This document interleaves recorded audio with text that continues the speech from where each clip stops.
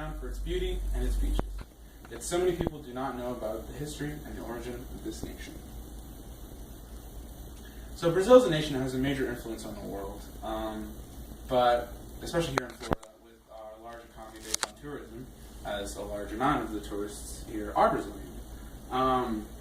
Both my parents were born in Brazil, Rio de Janeiro, and I've been there many times, so I know a lot about Brazil.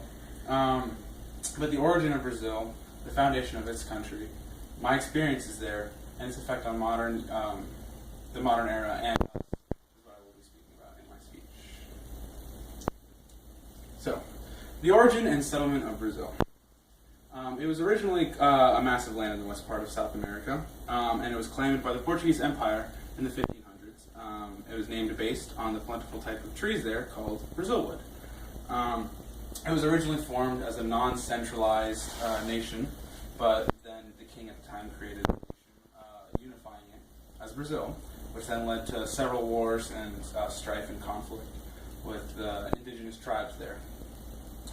Its exports, which were sugarcane and gold, began to decline, but it led to an unsuccessful economy there.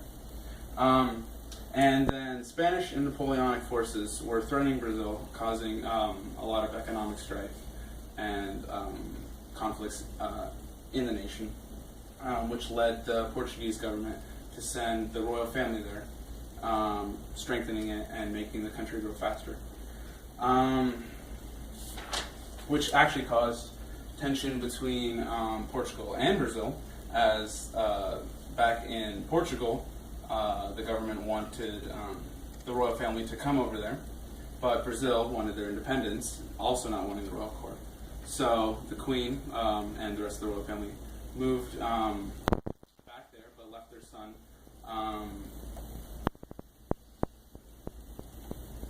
Prince Pedro, and he was in charge of Brazil for the time. And he heard all of the cries for independence, and he sympathized with them. So he also wanted independence, which led to a small amount of wars there between the Portuguese and the Brazilian, eventually gaining their independence in 1825. Brazil eventually, under several other rulers, gained military rule and was quickly into a totalitarianship, but the people were oppressed and they were rebelling, and it was invaded about the 1960s, and people wanted democracy as they were seeing the democratic rise throughout lots of nations, and then the government started to give way to that as well, when democracy, because they didn't see it fit to still have militaristic rule with no more guerrilla forces running around and no more violent protests. So in the 1980s, the militaristic rule slowly dropped, and in 1985, they had their elections.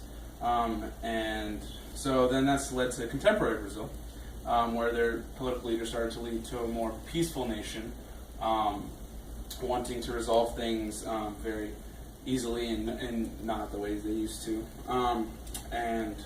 But then there was economic strife as their economy was in a state of disarray, where the dollar would be something different from the morning and the afternoon, until a president came in 1995 instating the real, which is their form of currency now, which balanced their economy, making things their country to start growing and advancing their technology.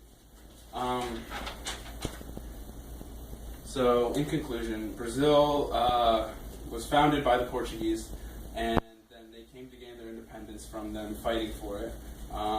They overcame many hardships. They overcame their military rulerships, the dictatorships that happened, the coup d'etats, the economic struggles that they went through.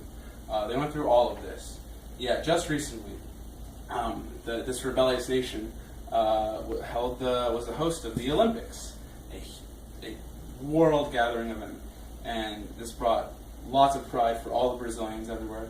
Really just making them just love their country and realize that how glad they were to see where Brazil came from and where it is now. Just showing that with their heart, with their willpower, they can overcome anything, and they have overcame everything.